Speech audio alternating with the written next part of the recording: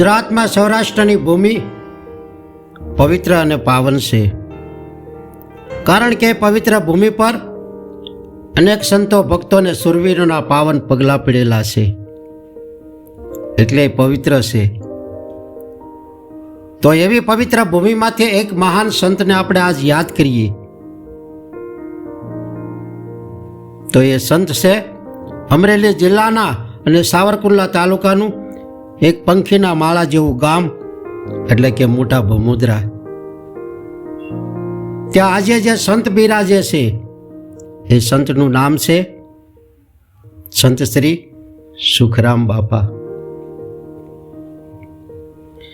તો કહેવાય છે કે જ્યારે કે સુખરામ બાપા જૂનાગઢની યાત્રાએ ગયા અને એ જૂનાગઢમાં ફરતા ફરતા બુદ્ધગર સ્વામીનો ભેટો થયો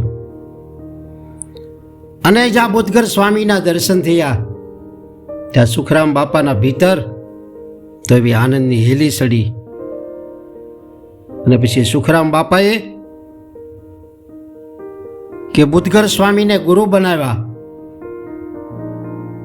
અને પછી પોતાના પરમ ગુરુદેવ બુદ્ધગર સ્વામી પાસેથી જે મંત્ર લઈ અને જ્યારે કે સુખરામ બાપા ભમુદરા તરફ પાછા વળ્યા ત્યારે ભમુદરા ગામમાં ન આવ્યા, પણ કે પ્રેમજીભાઈ ભલાણીના ખેતરે આવી અને કે માથોડું જેટલા ખાડો ગાળી અને તેમાં પોતાની પાસે જે જ્ઞાન હતું એ જ્ઞાનના આધારે કે રામદેવજી મહારાજનું ધ્યાન લગાવીને 21 દિવસ બાપા ધ્યાનમગ્ન થયા. અને પછી કે રામદેવજી મહારાજનો સુખરામ બાપાને સાક્ષાત્કાર થયો. પછી અનેક દુઃખીઓના દુઃખ કે દૂર કર્યા અને આજુબાજુના રહીશોને ભજન ભાવ કરતા શીખવા અને પછી અનેક એવા જિજ્ઞાસુ આત્માઓને જીવન ધન્ય બને એ માટે કે સુખરામ બાપા ભક્તિ મુક્તિનો પાઠ ભણાવતા કહે છે કે વાલા, કરતા કુદરત એટલે પરમાત્મા આ સૃષ્ટિના સર્જનહાર છે.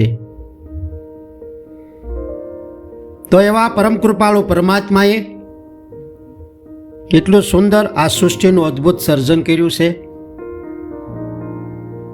કેમ કે પરમાત્માએ અનેક પ્રકારના જીવોનું અદ્ભુત સર્જન કર્યું છે. તેમાં મનુષ્યને તો અગાધ શક્તિ આપી છે, કેમ કે વિચારવા માટે મન અને સંવેદના માટે હૃદય આપ્યું છે. સારું જ્ઞાન અને શુદ્ધ ભક્તિ માટે અને શુદ્ધ કર્મનું કલ્પવૃક્ષ વાવવા માટે 2 હાથ અને 2 પગ પરમાત્માએ આપ્યા છે.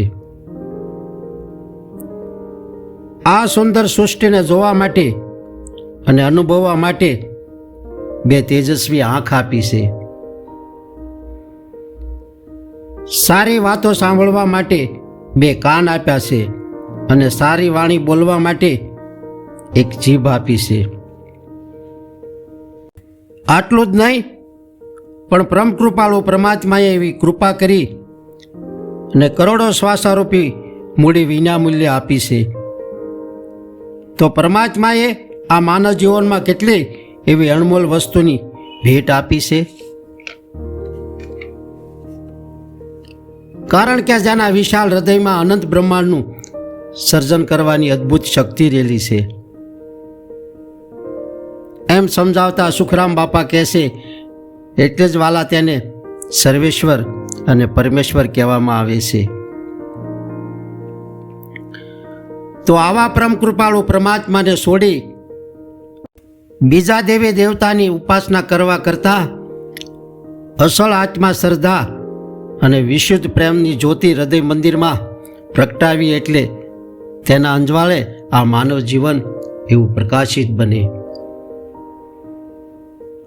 કેમ કે માનવ જીવનનું સ્વરૂપ દુર્લભ અને મૂલ્યવાન છે, એમ આપણા વેદ પુરાણને પ્રગટ સંતો કહે છે. તો આવું અમૂલ્ય જીવન મળ્યું છે તો તેને સાવ ખાવા પીવા અને ઊંઘવામાં નષ્ટ ન કરવું જોઈએ, પણ પરમાત્માનું ધ્યાન ભજન કરી અને આ જીવનને એવું સાર્થક બનાવી લેવું જોઈએ. તો ભજન એટલે? તો આમાં સુખરામ બાપા કહે છે કે માનવીના જીવનમાંથી મોહ માયા અને લોભ લાલસાનું કે વજન ઘટાડીને હલકા ફૂલ કરી આપે તે શ્રી હરિ પરમાત્માનું કે ભજન છે. કેમ કે વેગ સગલા વિરામ પામે તો પછી પોતે જ રામ છે. એમ સમજાવતા સુખરામ બાપા કહે છે કે વાલા, ભૂત ભવિષ્યના વિચારોને છોડી વર્તમાનમાં રહી અને સદા સદભજન કરતા રહો. કેમ કે ગઈકાલના પાનામાં કાંઈ પણ સુધારો થઈ શકે તેમ નથી, પણ વાલા, આજનું અને આવતીકાલનું પાનું કોરું છે. એટલે શુભ કરણી કરી અને આપણે ધારીએ તે લખી શકાય તેમ છે. કેમ કે જે વ્યક્તિ પોતે જ પોતાને મદદ કરે છે તેને ઈશ્વર પણ મદદ કરે છે. એમ આપણા પ્રગટ સંતો અને સર્વ ધર્મ ગ્રંથો આ જ સત્યને જુદી જુદી રીતે શું સમજાવે છે ને કહે છે કે આ વિશ્વની તમામ શક્તિઓ આપણી છે, પણ આપણે જ આપણા હાથ આંખો ઉપર મૂકીને પછી જોર જોરથી અવાજ કરીએ છીએ કે સર્વત્ર અંધકાર છે.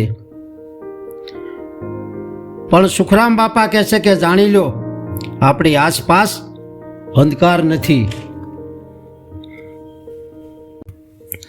તમે દૃઢ સંકલ્પ, એકાગ્રતા, ધીરજ અને બુલંદ આત્મવિશ્વાસ સાથે જો લક્ષ્યને સામે રાખીને તમે આગળ વધશો તો તમારા માટે સુખરામ બાપા કે ઉજ્જવળ ભવિષ્યના દ્વાર વાલા ખુલ્લા હશે.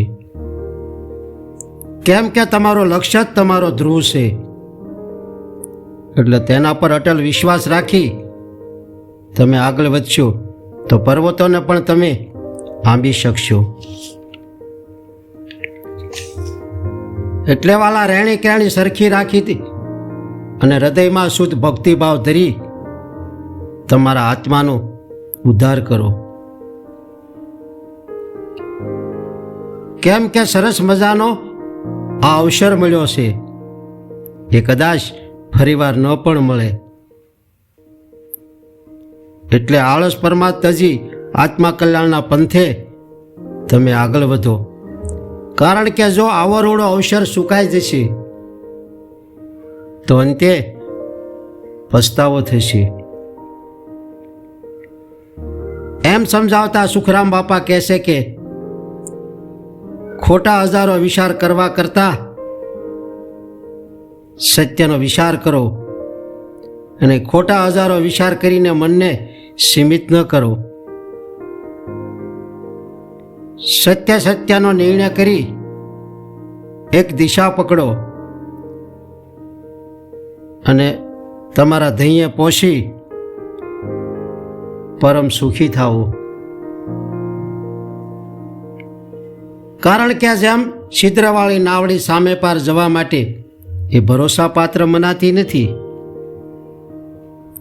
એમ તર્ક વિતર્કવાળું મન આત્મશુદ્ધ પ્રાપ્તિ માટે એ ભરોસાપાત્ર મનાતું નથી.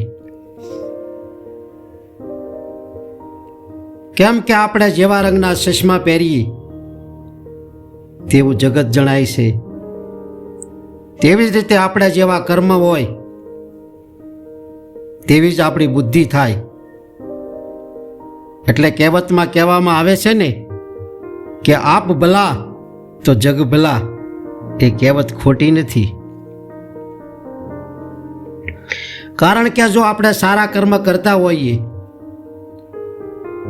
તો જ આપણે સારી બુદ્ધિ મેળવી શકીએ, અને જો આપણી સારી બુદ્ધિ હોય તો સારી બુદ્ધિથી જ જગતને જોઈએ તો જગત પણ આપણી નજરમાં સારું અને સુંદર દેખાય છે.